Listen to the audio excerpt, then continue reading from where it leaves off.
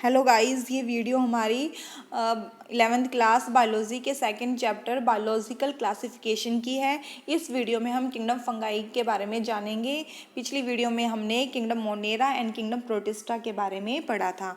तो अब हम डिटेल में किंगडम फंगाई के बारे में जानते हैं। तो देखिए इनका न्यूट्रिशन कैसा होता है, हेटरोट्रोफिक। तो हेटरोट्रोफिक न्यूट्रिशन मीन्स ये दूसरों से लेते हैं food which obtain food from others. तो हेट्रोट्रोफिक न्यूट्रिशन जिनके अंदर होता है तो उन ऑर्गेनिज्म को हम क्या कहते हैं, हेट्रोट्रोफ। तो हेट्रोट्रोफ का मीनिंग क्या है, हेट्रो मीन्स होता है अदर, ट्रोफ मीन्स होता है न्यूट्रिशन। तो इसका मतलब क्या है, the organism that can not produce its own food instead taking nutrition from other source of carbon mainly plant और एनिमल्स। मतलब वो ऑर्गेनिज्म जो अपना फूड खुद सिंथेसाइज नहीं करते हैं और दूसरे सोर्स से, मतलब जो जैसे कि प्लांट और एनिमल से ऑब्टेन करे फूड को, उसे हम कहेंगे हेट्रोट्रोफ्स। अब ये खुद सिंथेसाइज क्यों नहीं कर पाते हैं, दूसरों से ही क्यों ऑब्टेन करते हैं, तो इसके पीछे एक रीज़न है। तो इनके पास कोई क्लोरोफिल पिगमेंट नहीं प्रेजेंट है। और आपको पता है क्लोरोफिल पिगमेंट क्या करता है, सनलाइट को कैप्चर करता है और फिर क्या है, फिर वो फूड सिंथेसाइज में हेल्प करता है। तो इनके पास कोई क्लोरोफिल पिगमेंट नहीं है, तो इस वजह से ये फूड सिंथेसाइज नहीं कर पाते हैं। इसलिए ये क्या है, नॉन फोटोसिंथेटिक इन नेचर है। इट कैन बी पैरासाइट, सेप्रोट्रोफ और म्यूचुअलिस्ट। तो ये पैरासाइट्स भी हो सकते हैं, सेप्रोट्रोफिक भी हो सकते हैं और म्यूचुअलिस्ट भी हो सकते हैं। इसे हम डिटेल में अभी आगे करेंगे। तो सबसे पहले जो आप ये डायग्राम देख रहे हैं, तो ये म्यूचुअलिस्ट का शो कर रहा है ये डायग्राम। तो म्यूचुअलिस्ट क्या होता है, जिनके जो सिम्बायोटिक रिलेशनशिप शो करे। मतलब सिम्बायोटिक मीन्स दोनों एक दूसरे की हेल्प कर रहे हैं। ठीक है, अगर जैसे प्लांट, इसमें प्लांट दिखा रखा है, प्लांट की रूट के अंदर फंगस दिखा रखी है। तो क्या होता है, जो ये प्लांट जो है उनकी रूट जो होती है वो थोड़ी वीक होती है, जिससे वो क्या करते हैं, सॉइल से न्यूट्रिशन को एब्जॉर्ब नहीं कर पाते हैं। तो फंगस उसके साथ रहकर क्या करता है, ये एब्जॉर्ब कर लेता है न्यूट्रिशन और प्लांट को प्रोवाइड कर देता है। ठीक है, इस वजह से क्या है, प्लांट जो है फूड जो सिंथेसाइज कर पाता है। और जो फूड सिंथेसाइज उसने किया है, मतलब जो कार्बन जो सिंथेसाइज किया है उसे वो कौन ले लेगा, फंगस ले लेगा। मतलब दोनों एक दूसरे की हेल्प कर रहे हैं। तो इस वजह से हमने उसको म्यूचुअलिस्ट बोला है, सिम्बायोटिक रिलेशनशिप कहा है। और ऐसे जब फंगस प्लांट की रूट के साथ इकट्ठे रहते हैं और एक दूसरे की हेल्प करते हैं, तो हम एक टर्म यूज़ करते हैं, माइकोराइजा। ठीक है, तो माइकोराइजा क्या है, the symbiotic association of the mycelium of the fungus with the root of seed plant. Fungus किसके साथ रह रही है, सीड प्लांट के रूट के साथ। तो उसे हम क्या बोलेंगे, माइकोराइजा। जो पाइनस ट्री जो होता है उसके साथ, पाइनस ट्री की जो रूट होती है बहुत ही ज़्यादा वीक होती है, तो उनके साथ ये फंगस जो है उसकी हेल्प करता है। और जो पाइनस ट्री की जो रूट है वो उसकी हेल्प करेगी, वो उससे कार्बन सोर्स प्रोवाइड करेगी और वो एब्जॉर्व करके न्यूट्रिशन प्रोवाइड करेगा प्लांट को। तो ये हमने म्यूचुअलिस्ट किया है। अब आगे देखते हैं हम जो हैबिटेट है उसका, कहाँ कहाँ रहते हैं। तो जो इनका हैबिटेट है वो air, water, soil, on animals and plant, सभी जगह रह सकते हैं ये। ठीक है, एयर में भी प्रेजेंट है, वाटर में भी, सॉइल में भी, एनिमल्स में भी, प्लांट में भी। अब अभी मैं आपको डायग्राम के थ्रू दिखाऊंगी कि कहाँ कहाँ कैसे कैसे प्रेजेंट है। तो देखो ये एक्वेटिक इनका हैबिटेट दिखा रखा है कि ये पानी के अंदर भी रह सकते हैं। तो देखिए अब आगे, तो पैरासाइट्स अभी हमने किया था ना, पैरासाइट। म्यूचुअलिस्ट क्या था, जो जैसे म्यूचुअलिस्ट का एग्जाम्पल दिखाया था इन्होंने प्लांट की रूट के साथ फंगस का, जो अभी हमने डायग्राम के थ्रू समझा था। अब हम पैरासाइट देख रहे हैं। पैरासाइट क्या है, देखो ये प्लांट दिखाई दे रही है, प्लांट के साथ बिल्कुल ये जो धब्बे धब्बे से दिखाई दे रहे हैं वो क्या चीज़ है, वो ये फंगस ही है। ठीक है, अब ये क्या कर रहे हैं, ये इनसे न्यूट्रिशन ले रहे हैं। मतलब क्या है इसके अंदर, इसने हम पीछे भी हमने क्या था, प्लांट की रूट के साथ रह रहे थे, यहाँ पे भी ये प्लांट के साथ ही रह रहे हैं। पर पिछले वाले में क्या था, दोनों एक दूसरे की हेल्प कर रहे थे। वो उसे एब्जॉर्व करके न्यूट्रिशन प्रोवाइड कर रहा था और जब वो फूड बना देते थे तो वो फंगस उससे फूड ले लेता था। ठीक है, तो यहाँ क्या हो रहा है, यहाँ पे सिर्फ प्लांट जो है वो फूड सिंथेसाइज कर रहे हैं और जो फंगस जो है वो उनसे सारा न्यूट्रिशन ले रहा है। मतलब उनको मतलब जो होस्ट जो है वो बिल्कुल ख़राब हो रहा है। इस वजह से हमने इसको पैरासाइट बोला है, मतलब होस्ट को उनसे कोई फ़ायदा नहीं मिल रहा है।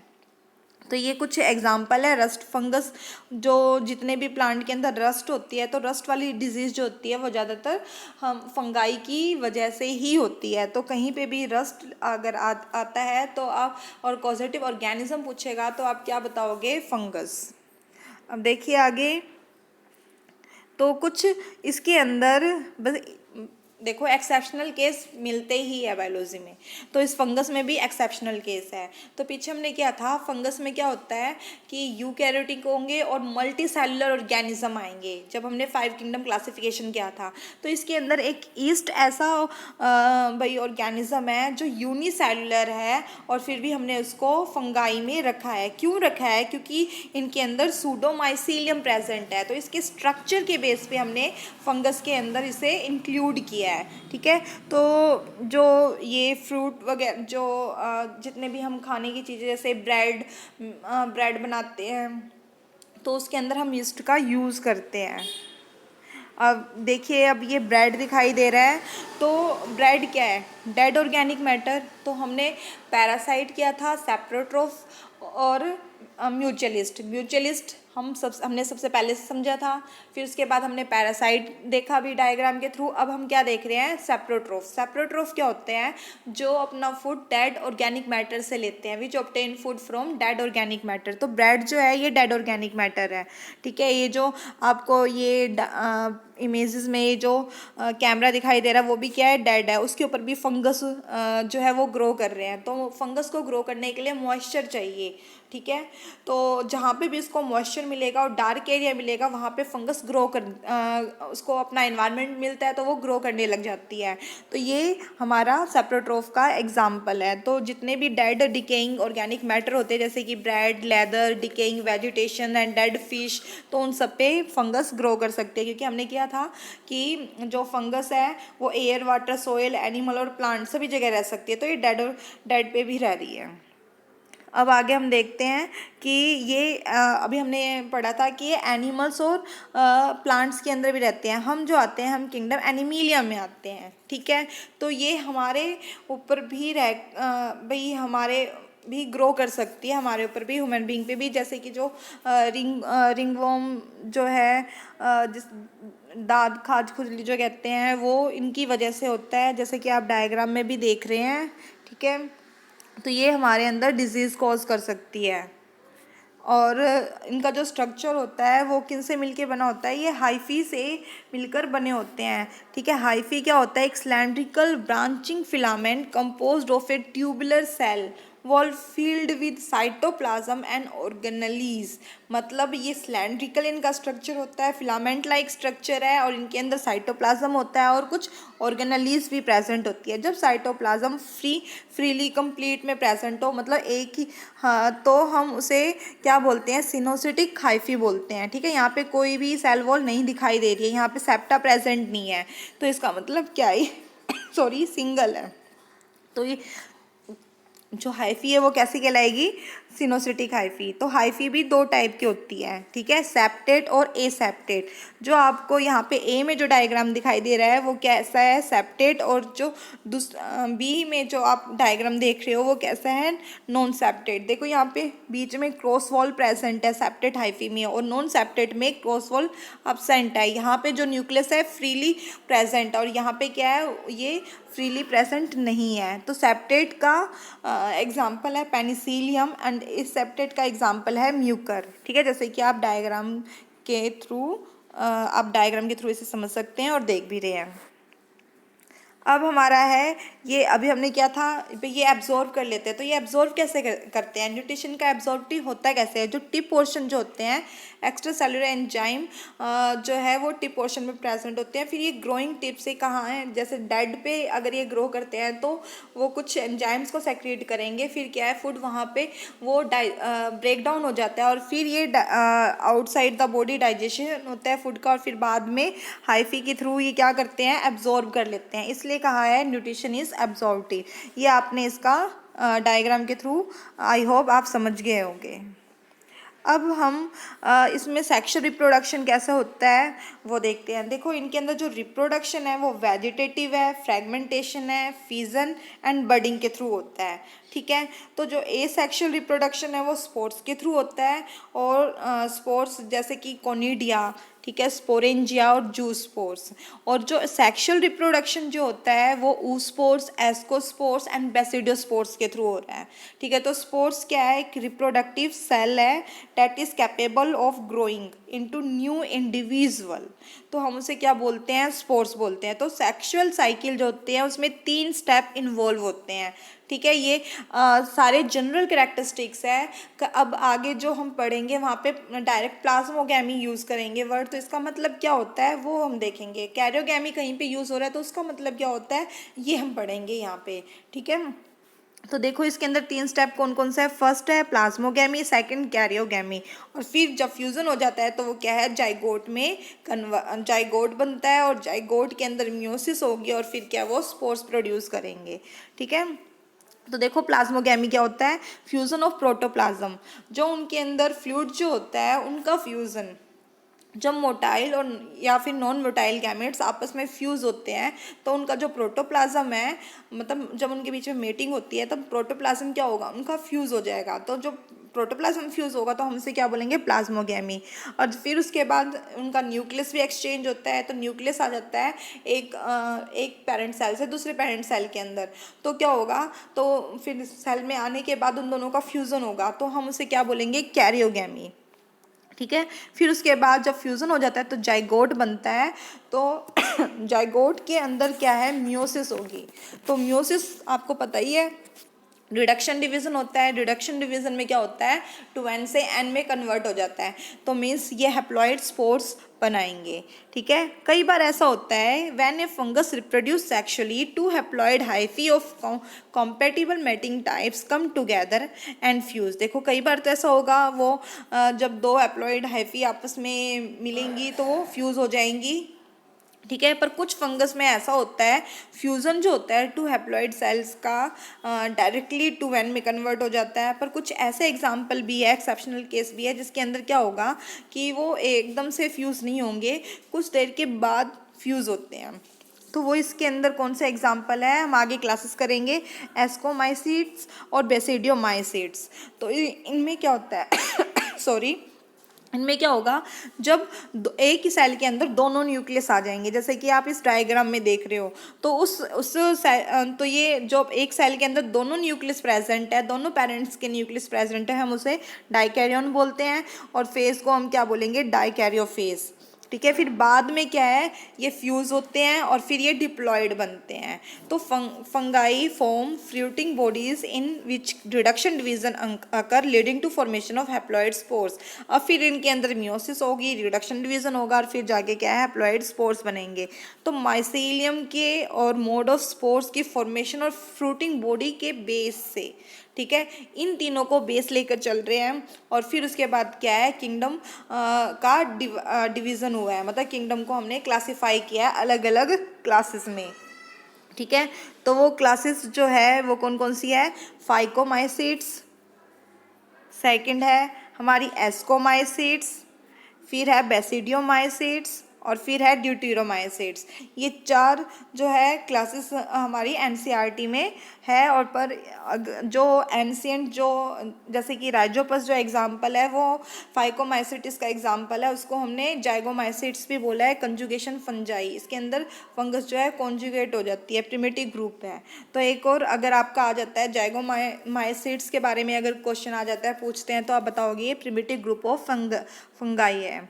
तो सबसे पहले हम करेंगे एस फाइकोमाइसीट्स। तो फाइकोमाइसीट्स कैसा है, लोअर फंगाई है।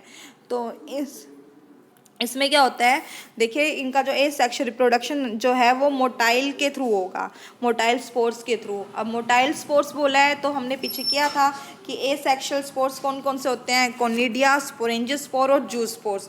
तो इसके अंदर जो ए सेक्शुअल रिप्रोडक्शन हो रहा है वो कैसे हो रहा है, जूस्पोर्स के थ्रू हो रहा है। ठीक है, और ये मोटाइल इन नेचर है, और जो मतलब मोटाइल का मतलब जिनमें मूवमेंट हो सके। और नॉन मोटाइल स्पोर्स कौन से हैं? एप्लानोस्पोर्स। ठीक है, तो ये स्पोर्स क्या होते हैं? रिप्रोडक्टिव सेल है जो कि न्यू ऑर्गेनिज्म को प्रोड्यूस करने में हेल्प करते हैं। तो spores are produce inside the sporangium.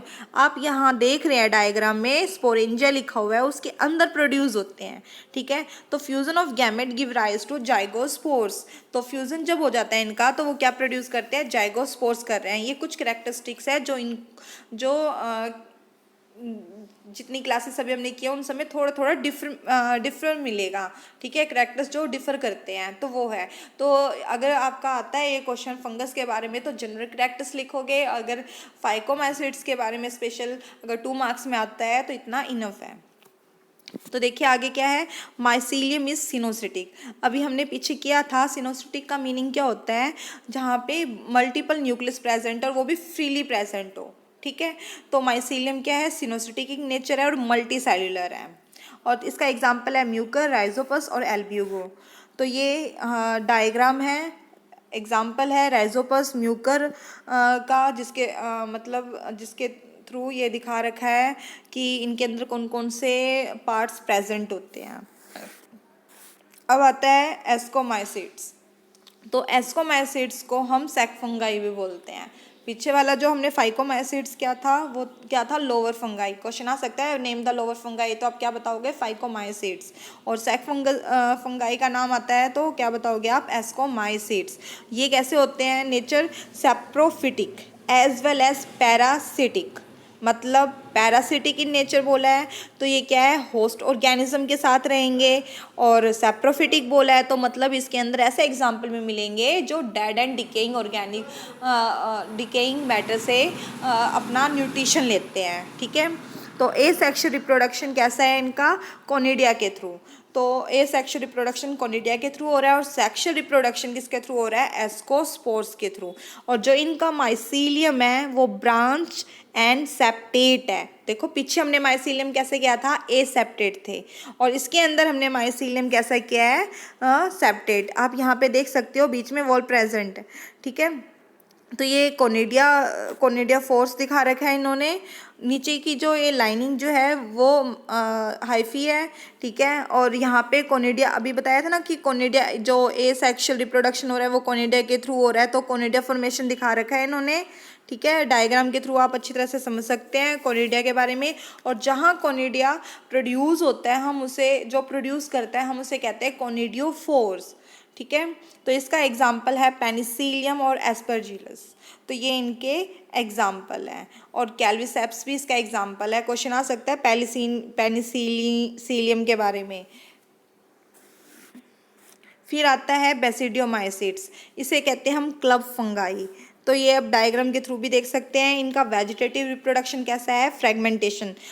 मतलब ये इनके अंदर जो रिप्रोडक्शन हो रहा है वो फ्रेगमेंटेशन के थ्रू हो रहा है। ए सेक्शुअल रिप्रोडक्शन जो हो रहा है, पर ये उसी के पार्ट्स अगर हम किसी उसी के पार्ट से कोई चीज़ डेवलप होती है ऑर्गेनिज्म के पार्ट से ही तो हम उसे वेजिटेटिव बोल देते हैं, इसलिए यहाँ पे इन्होंने वेजिटेटिव रिप्रोडक्शन वर्ड यूज़ किया है।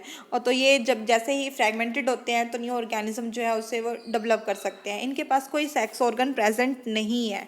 तो प्लाज्मोगैमी मीन्स प्लाज्मा का फ्यूजन बिटवीन 2 वेजिटेटिव और सोमैटिक सेल्स। सोमैटिक सेल्स के बीच में प्लाज्मोगैमी होगी और जिसकी वजह से हमें क्या रिजल्ट मिलेगा? Formation of basidium.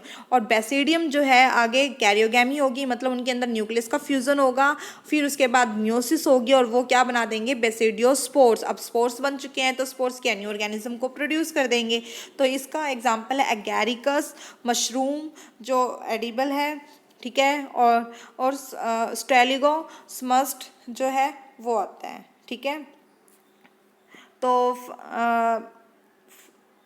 ये हमने क्या था? बेसिडियोमाइसिट्स। अब आता है ड्यूटेरोमाइसिट्स। क्या है ये? Imperfect fungi. इम्परफेक्ट क्यों बोला है फंगाई? क्योंकि इसके अंदर do not have sexual reproduction at any stage of life. किसी भी स्टेज ऑफ लाइफ में कोई भी सेक्शुअल रिप्रोडक्शन नहीं होता है, इस वजह से हमने उसको ड्यूटेरोमाइसिट्स बोला है।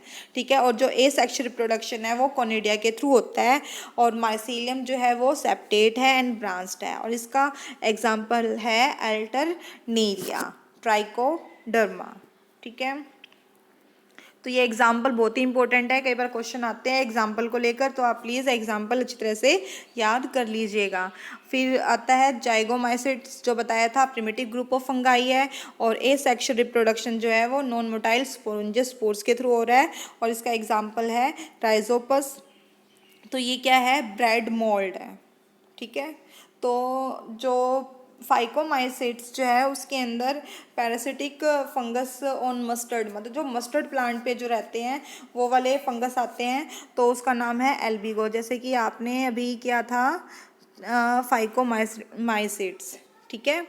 तो आई होप आप समझ गए होंगे किंगडम फंगाई। तो ये था हमारा किंगडम फंगाई। तो नेक्स्ट आगे हम नेक्स्ट वीडियो में आगे कंटिन्यू करेंगे। Thank you.